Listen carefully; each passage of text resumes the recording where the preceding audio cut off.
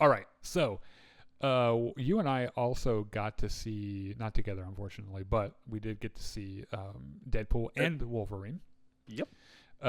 Which So real quick up front, out of 14 severed limbs, what score would you give this movie? 12 and a half. I'd give it 14. Really? I mean, it's not. It wasn't high cinema to me, which I didn't need it Yeah. to be. Like It, right off it, the it bat. was never going to be. Yeah, Like, and that's fine. judging it by the standards of an R-rated Marvel movie, I thought it was absolutely perfect. Yeah. The fact that we had an R-rated Marvel movie was a gift, right? Yeah. I thought it was absolutely hilarious. The story could be weak because that's not what it's about, right? It's not. It's about jokes. It's about ridiculous, over-the-top violence, and it's about those like 2 or 3 moments per movie where Deadpool actually gets serious and like emotional, and you're like, damn. And then immediately ruins it by like talking about butt stuff. Yeah, and also gratuitous cameos that like they feel okay because they're supposed to be like stupid and over the top, right? Yeah. So I think this movie's made. It's made a lot of money. It's made like 400 million or something. Jesus. At least that's. Hold on, I want to look into this real quick. There's no way this made 400 million. While you do, I thought the music. The week of its release, Deadline Hollywood projected a worldwide opening between 340 and 360 million. It's a projection. Let's see. It ultimately exceeded those projections and grossed 211 million domestically and 444.3 million worldwide. Holy fucking God. That is insane. I don't think Marvel has made that much money since like Endgame. Endgame, yeah. Easily Endgame. Wow. That's fucking crazy. It goes to show that maybe Marvel was right about scaling back things a little bit and focusing on quality control. Yeah. Which I mean, admittedly, this is a good spot to mention. They've been announcing a lot of stuff at Comic-Con, right? Yes. And apparently Robert Downey Jr. is coming back to play Dr. Doom. Okay. Which I think kind everyone. Of weird. Yeah, everyone is like, why? It does potentially set up a really neat conflict if Spider-Man ever gets involved between Peter Parker and Tony Stark Doom, right? Yeah. Like that would be a pretty neat meeting. The MCU has been all over the fucking place since Endgame. Yes. They point this out a couple times in Deadpool, where he's like, we've been kind of off our game lately, and he tells about I'm Marvel Jesus. Yeah. The whole thing. God damn it, he was. Yeah. I like that. Like there's this. He tries to join the Avengers at the beginning. And Happy Hogan's just like, no. No. He gives him the management thing, like, oh, you get back out there and pull yourself up, and you keep your chin up, kid. You keep trying. Because the whole thing, like, I guess Vanessa, like, broke up with him, and he's feeling very useless, pretty much. And so he I guess he decides. Also, like, he had the whole time travel thing that he was fucking around with in the last movie, and eventually the TVA like catches up with him and takes him. Like, dude, you can't do that. But first, let's have a really cool fight scene where you beat the shit out of us with Wolverine's adamantium skeleton. Okay, I'm gonna tell you, I've been watching a few new Rockstar videos about like they've been like trying to figure out what the story was going to be before it came out, and they had theories and stuff. Yeah. And the main guy at New Rockstar, who I love, Eric Voss, had this whole theory about how, because you could tell in the trailers that he was in Logan's resting place from the film Logan, in that general wooded area. Have you seen Logan? Yes. Okay, good. Yeah. It is fantastic. Fantastic It's movie. phenomenal. Yeah. And he was like, you know what? I bet that like this is probably hallowed ground for Deadpool, and he's fighting these TVA agents because they want to like come and desecrate the whatever. And it's like, oh, were you 180 degrees wrong? Backwards. Yeah. He like irreverently digs his fucking body up and like talks with his little jaw and shit. Yeah. And then kills all these TVA agents with just different parts of Logan's fucking rotted corpse and adamantium like skeleton. To the Backstreet Boys. Oh God, that whole thing is we're the demographic for this because like that song was massively popular when we were kids, you know. Mm-hmm. So like of course I'm sitting there with a huge fucking grin on my face, even though I was never really a Backstreet Boys fan. I still fucking loved it. I thought it was absolutely hilarious. Yeah. So he meets Mr. Paradox, who is played by an actor who I knew from Succession. Okay. Who's really, really good. And we learn about anchor beings, or however he says them, where like there's a being in every timeline that is so utterly consequential right, that they as long as they exist, that timeline exists, and when they die, the timeline fizzles out. Which makes you wonder, like, how does the timeline exist before they're born? Like I said, it doesn't need to make a bunch of sense. It doesn't need to make any sense. And it's not what it's about. So, pretty much Deadpool is like, well, I'm going to go to this, I'm going to go find a Logan from a different like thing and I'll bring him over. And that way, like my timeline won't fizzle out. Yeah. Because at first he thinks he's the anchor being. Yeah. And he's like, Paradox is like, fuck no, you're a fucking joke. Yeah. Which, by the way, I wonder what it looks like in story from everyone else's perspective when Deadpool breaks the fourth wall, because they mostly ignore him. Like when he says something, like when he makes like a reference to something in real life, they just kind of ignore him. And it's like, does this come off as psychosis to everyone else? Where he's like insane, you know, and just like talking to something that isn't there. I imagine so. Yeah, I mean, like, what's the advice in the real world when people are talking to people that aren't there? Like, you're not supposed to engage with it or anything. Yeah, I don't know. But okay, so he has this montage of like time traveling to find all these different Logans, and he keeps getting stabbed and beat up and stuff. We meet a couple pretty cool Logans. Like first there's the real short Logan, and then there's the Henry Cavill Logan. Which they put in just because there were theories about him being cast as like the new Wolverine or whatever. Sure. And so that was really funny. And he ends up finding the Wolverine in the worst Wolverine or the worst Logan ever, right? And in every timeline, this is the one that's like the worst because he like let his. This is the biggest fuck up. Yeah. And so he convinces Logan to come with him to go on their caper, pretty much, and maybe. Well, he doesn't convince him so much as Logan like drinks himself unconscious and he drags him through a portal. Yeah, but after that, they talk at the TVA, and Deadpool like accidentally promises that he'll get the TVA to like fix his world. Yeah, because all the mutants in his timeline, like all of his friends, all the X-Men and everything, are dead. Because of him apparently. And so like that's kind of his motivation for going along with this for as long as he does until he finds until he finds out that Deadpool was just full of shit. Yeah. And then they had this fucking hilarious fight. I don't know, I can't remember what car it was, but whatever car this was, like Honda Odyssey. Yeah, they that they paid for this product placement, right? And it's just funny that they're like okay, so we sold you this product placement, but this is what we're gonna do with it. So are you sure? And they're like, you know what, that's fine. Apparently they were fine with it.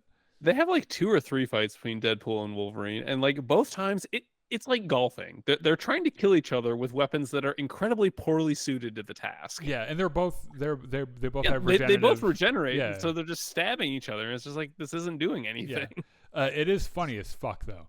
Yes. So they end up getting pruned by Tom from Succession, and they go to the Void, which we know from Loki season 1.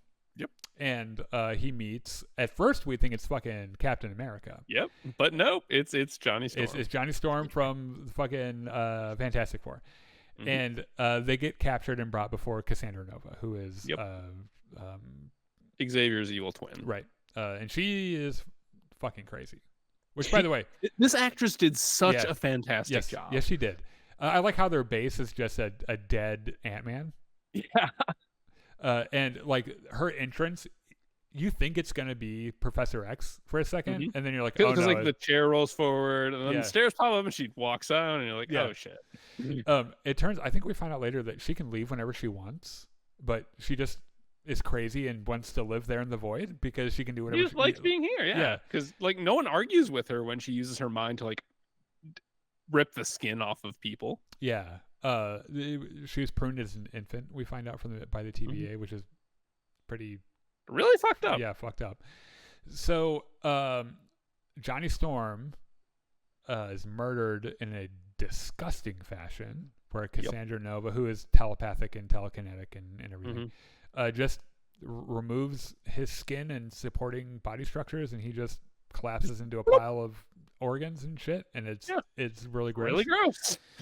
There's this really funny gag about how like Deadpool. Did you stick around for the post credits? Yes. Okay. Yeah. So like Deadpool, like he said this long litany of insults, and Johnny Storm's like, no, that's not true. Yeah. I didn't say that. I don't even know those words. Yeah, right. And it was like, too bad, you're dead. It turns out that he did say it, by the way, and he like said more. Every single one of them. Yeah. So they escape. They escape. They hang out in that diner for a minute and then go walking, and then run into Nice Pool. Yeah, it's just gay Deadpool, right? Pretty much. Yeah, or just like has the ugliest dog in the world and the ugliest hair. Like his hair is really bad. Okay. But yeah, the dog pool, I think, right? Mm-hmm. And there's a whole that like thus starts a whole gag about like how. Because Deadpool really wants that dog, and at some point he's going to kill him for it. You just don't know when it's going to happen. Yeah. And we get we team up with some very unexpected cameos. Oh God, yes. They pull out Elektra from the old Fox Daredevil movie, which was terrible, by the way. Okay, so the Wesley Snipes thing. Blade. Okay, so this is insane because a lot of people, maybe a lot of people don't know about this.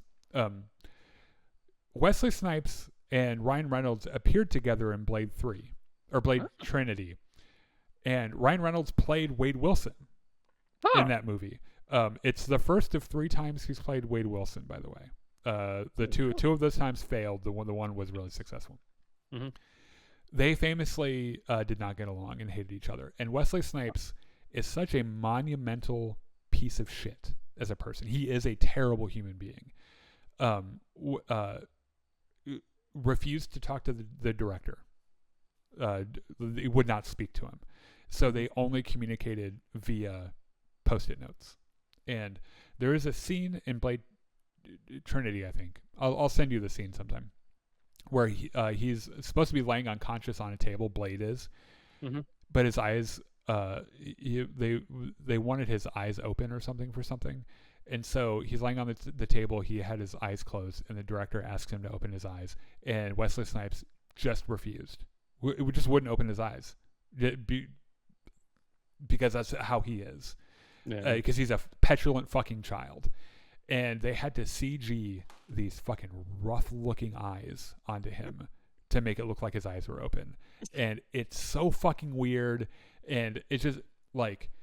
Read into Wesley Snipes. The dude is honestly a huge piece of shit. Yeah. So like that whole thing, I was surprised. That the other thing is that he's gotten into some legal. I think he like got in trouble for tax fraud or something. So I'm not surprised that he appeared because he probably really needed the money. And I guarantee you, when they approached him about it, they're like, "You pull this diva bullshit one single time, and we'll get someone else. I don't give a fuck. Like, we'll give this cameo to literally any other fucking character." It's like Blade. We don't need Blade for this. We just need some goofy fucking character. Like you mean nothing to us. So one fucking episode where you refuse to open your eyes, you're fucking out on the street. We don't give a fuck. They get to Channing Tatum to play Gambit from a movie that was canceled. Yes, which. His Louisiana was a little bit rough. Yeah, but you know what? it was funny, and I appreciate that like no one could really understand him half the time. And you know what, it was rough, but I kind of liked it. Oh, there's a whole fight, by the way, between Wolverine and fucking Sabretooth. Yeah. Where they're like, okay, this is the fight fans have been waiting for fucking ever, and like, you know, and like he just immediately chops his head off. Wolverine just like, takes his head right the fuck off. Oh, and by the way, Wolverine spends this entire movie in his comic accurate yellow fucking thing, which in the original Bryan Singer X-Men movies, they refused to use the comic accurate costumes because they thought they looked stupid. So they just put them in black leather. So like fans really wanted to see Wolverine in this costume, and so they finally fucking did. It is.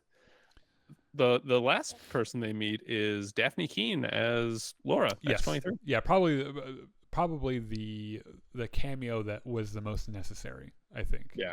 If you're gonna have Logan, if you're gonna have Wolverine in this, especially after Logan the movie, you're gonna have to have Daphne Keane. Man, so we just saw her in Acolyte, but she had a lot of prosthetics and makeup on. I feel like I just saw Logan in theaters like last year or something. She's grown up so much. It's insane. She's a fucking person now. It's crazy. Yeah. And she's really good. She's a really good actor. Really good actor. Yeah.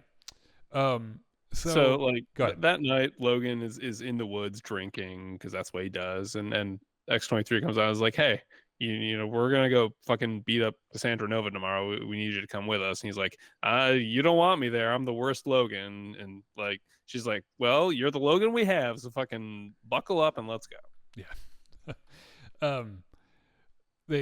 This culminates in them like they have a battle, right? And like they do pretty well. I think it's funny how they like everyone gets out of the car, this fucking Honda or whatever. Yeah. And then like Wolverine just pulls his ass out of the trunk. And he's like, yep, I'm here too, motherfuckers. Yeah. Now, everything I said about Wesley Snipes is true. However, he is an insanely talented martial artist. And he had some good I love the gag where as they're writing up, Blade says something like, oh, there's only ever gonna be one Blade, motherfucker. And Deadpool looks at the camera like, oh, we're not gonna tell him. That was pretty funny. So they battle Cassandra Nova's goons. Right? Juggernaut's there from the their whole plan is they're gonna get Juggernaut's psychic-proof helmet and put it on Cassandra Nova, and that's how they're gonna like force her to send them home. Yeah. So real quick, I'm gonna send you. Hold on a second.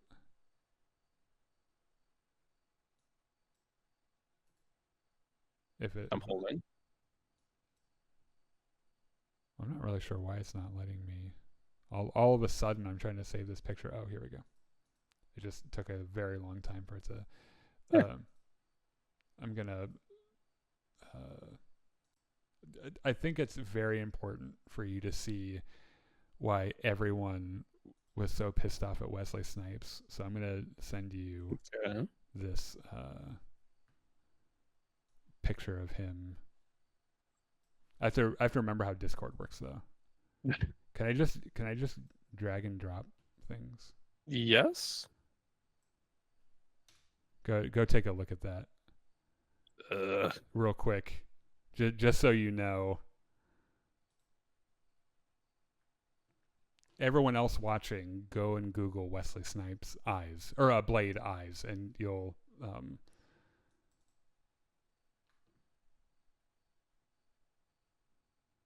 that is a still from the film. Oh, that is rough. Yeah, it's so bad. So anyway, they have a fight. Oh, by the way, fucking Channing Tatum's character. The cards are cool, and he's got the cool staff and everything, and that works really well. And I think Elektra's probably the most boring one because she just has her like size or whatever. Yeah. But it's cool to see Daphne Keane just in a little like as a little ball of rage again, just like from Logan. And like Wolverine and Deadpool are able to get up to Cassandra Nova, and it turns out that she killed Doctor Strange and has his fucking sling ring. Yep. And so they get the helmet on her, and Juggernaut's like, helmet, all right, I guess, you know, like I'm shot here, and Wolverine's like, okay, look, Charles Xavier would want me to save your life because he's a really nice guy. So in honor of my dead friends, I'm going to take this helmet off. I'm going to let you heal yourself and just kind of hope that you don't instantly murder us. I like how she's like, no, I'm going to instantly murder you. Like, I'm telling you right now, that's what I'm going to do. Yeah. She seems pretty taken aback by him actually doing it, though. Yeah. She's like, damn. Well, I'm feeling a little impish today, so I'm just going to use this sling ring and open a hole. But you need to get out of here before that thing from Loki season 1 gets over here and eats you. Which I think we're to presume that Blade and Elektra and everyone die from that. Well, sort of, or maybe not. Do they end up coming back? Well, in the very last scene, X-23 is still around. Oh, okay. So we're gonna wrap this up pretty soon, but yeah, another couple of highlights. World, like Cassandra Nova finds out that how Paradox is planning to destroy the universe, and is like, oh well, I think I'll just destroy all the timelines. That sounds fun. Yeah, I would like that to be me and not you. Yeah. Meanwhile, Deadpool and Wolverine here fight a billion Deadpools. Which was, by the way, Tom Holland's brother was one of them. Oh God.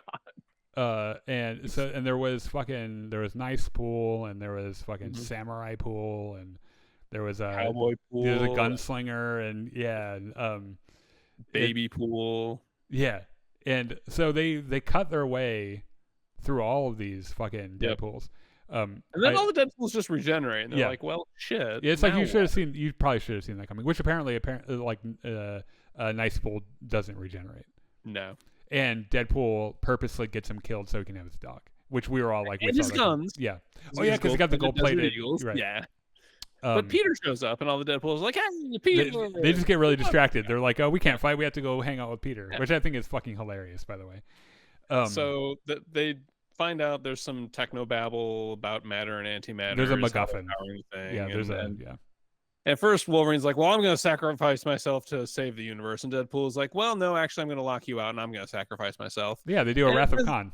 Yeah. And it turns out they both need to sacrifice themselves. And I love this. I love the shot of as soon as Logan jams his claws into the thing, his shirt explodes. Yeah, and then, for no reason. Yeah, and then his they have a kind of a gratuitous shot of his navel, like his hairy stomach, and Deadpool looks over and is like, "Fuck, yeah, jeez, you could grind meat on those things." I do like that. There's this returning gag of one of the TVA lackeys who is clearly into both of them. This guy, this regular TVI guy that I think wants to get spit roasted by probably both Deadpool and Wolverine, because they show up at the end and this guy sees Wolverine shirtless and just almost loses his shit, just almost faints, right? So they save the day. Also, Peter, what's her name? The one TVA lady. Oh, Hunter. Yeah, well, she's flirting with Peter a little bit.